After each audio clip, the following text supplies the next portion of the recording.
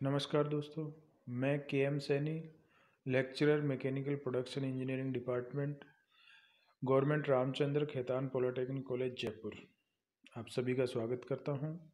आज हम मेट्रोलॉजी के यूनिट स्क्रू थ्रेड मेजरमेंट के बारे में चर्चा करेंगे। इस यूनिट में से किस प्रकार के ऑब्जेक्टिव क्वेश्चंस बन सकते हैं या मल्टीपल चॉइस क्वेश्चन बन सकते हैं, उनका हम अध्ययन करेंगे। तो सबसे पहले हम शुरुआत करते हैं क्वेश्चन नंबर 1 से। यदि किसी थ्रेड के लिए पिच P स्टार्ट की संख्या n हो तो उस थ्रेड के लिए लीड होगी। आपके ऑप्शन है A पाई गुणा P, B है पाई गुणा N, C है N गुणा P और D है पाई गुणा NP।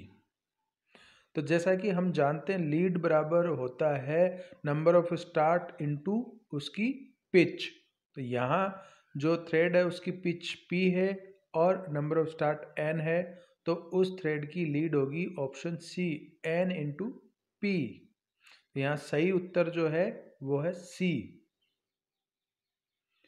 दूसरा जो क्वेश्चन है वो है threads are two types based on shape and thread angle.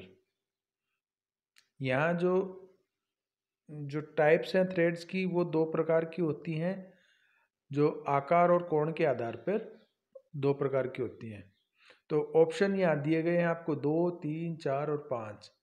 तो जैसा कि अपने चर्चा की है कि दो प्रकार की होती हैं, तो ऑप्शन ए सही है, दो प्रकार की होती हैं।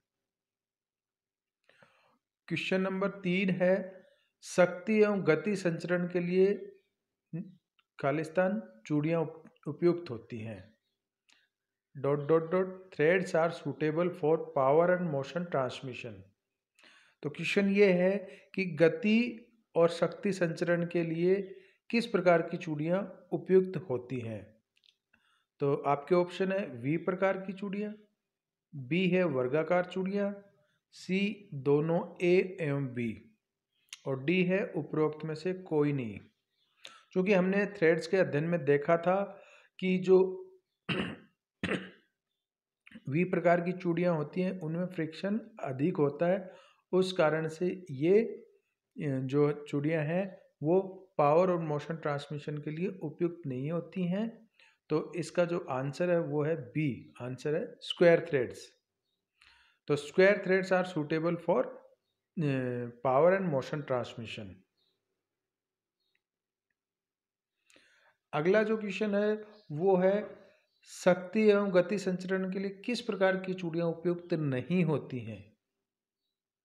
वी प्रकार की, बी वर्गाकार, सी दोनों ए एवं बी और डी उपरोक्त में से कोई। क्योंकि इससे पूर्व हमने क्वेश्चन में डिस्कस किया था कि किस प्रकार की चूड़ियाँ मोशन और पावर ट्रांसमिशन के लिए सुटेबल होती हैं, तो उसमें आंसर था स्क्वायर थ्रेड्स। तो यहाँ ऑब्वियसली जो स्क्वायर थ्रेड आंसर है वो नहीं होगा, तो इस प्रकार में यहाँ जो सही आंसर है वो है ए वी प्रकार की चूड़ियाँ। तो V type threads are not suitable for power and motion transmission. Next प्रकार का जो क्वेश्चन है वो है वी प्रकार की चूड़ियाँ वर्गाकार चूड़ियों की तुलना में खालिस्तान होती हैं। आपके उत्तर हैं अधिक मजबूत, बी कमजोर, सी समान सामर्थ्य और डी उपरोक्त में से कोई नहीं। V type threads are ... than square threads, more strong, weak, equal strength.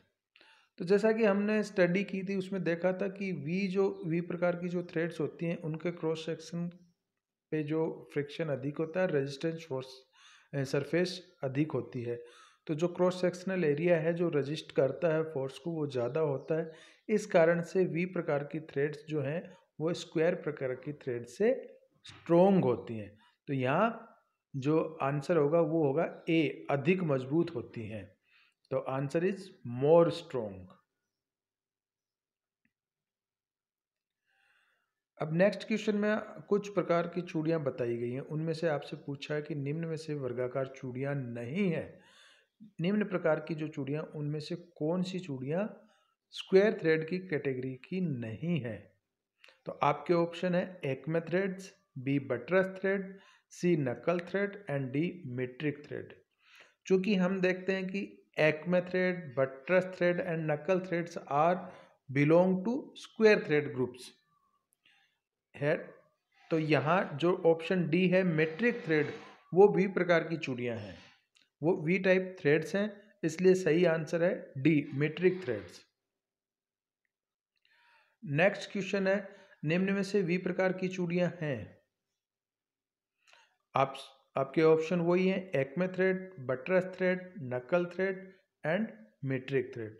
जैसे हमने पहले क्वेश्चन में डिस्कस किया था कि एक्मे, बटरस और नकल ये सभी स्क्वायर थ्रेड टाइप्स हैं कि थ्रेड्स हैं, तो यहाँ मेट्रिक थ्रेड्स जो है वो वी प्रकार की थ्रेड्स है।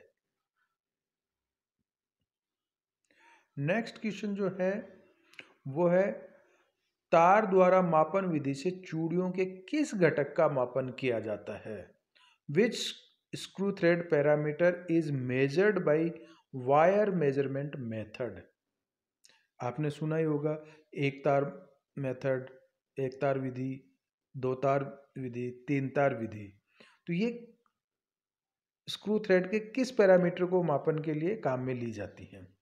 तो हम जानते हैं कि ये जो है वो लघु व्यास, दीर्घ व्यास, प्रभावी व्यास और पिच, इनमें से किसके लिए मापन के काम में ली जाती है?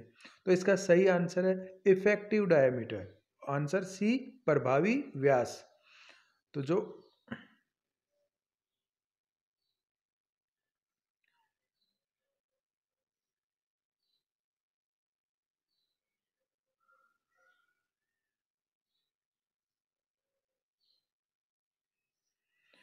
नेक्स्ट जो क्वेश्चन है, सर्वोत्तम साइज का तार चूड़ियों के फ्लैंक को डॉट डॉट पर संपर्क करता है? क्रेस्ट पर, पिच लाइन पर, रूट पर, लघु व्यास पर। तो best size wire contact at dot dot on flank of the thread? Crest, option B pitch line, option C root and option D is minor diameter. तो इस क्वेश्चन में आपसे ये पूछा गया है कि जो बेस्ट वायर साइज है वो चूड़ी के फ्लैंक पे किस पॉइंट पे टच करता है? तो जैसा कि हमने बेस्ट वायर साइज की परिभाषा में देखा था कि बेस्ट वायर साइज वो होती है जो चूड़ी के फ्लैंक के पिच लाइन पर टच करता है। तो आंसर सही है बी पिच लाइन। नेक्स्ट जो क्वेश्चन है कि डबल स्टार्ट थ्रेड्स में के लिए कौन सा सही होगा? कौन सा ऑप्शन सही होगा? दोहरे स्टार्ट वाली चूड़ियों के लिए कौन सा ऑप्शन सही है? ए लीड बराबर पिच, बी लीड बराबर 3 गुना पिच, सी लीड बराबर 2 गुना पिच एंड डी है लीड बराबर पिच बाई 2। जैसा कि हमने वेरी फर्स्ट क्वेश्चन में डिस्कस किया था कि जो मल्टीपल स्टार्ट थ्रेड्स होती हैं उनकी जो लीड होती है वो नंबर ऑफ स्टार्ट गुणा पिच होती है। तो यहाँ ये डबल स्टार्ट थ्रेड्स हैं तो एन की वैल्यू हो गई 2, तो जो लीड की वैल्यू हो गई 2 इंटू पिच। तो सही आंसर जो है वो है ऑप्शन सी। नेक्स्ट जो क्वेश्चन है वो है यदि अल्फा चूड़ी का अर्धकोण तथा पी चूड़ी की पिच हो तो सर्वोत्तम साइज के तार के व्यास का माप होगा? If alpha is semi angle and P is pitch of thread then diameter of the best wire size is.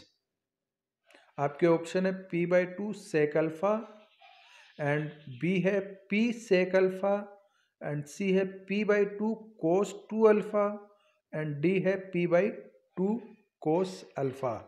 तो जैसा कि हमने बेस्ट वायर साइज की जो डेरिवेशन था उसमें देखा था, तो बेस्ट वायर की जो साइज होती है वो होती है पी बाई 2 सेक अल्फा।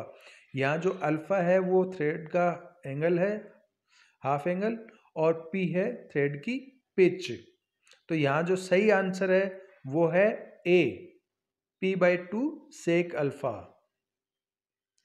तो नेक्स्ट वीडियो में हम बात करेंगे अगले चैप्टर के बारे में। तब तक के लिए धन्यवाद।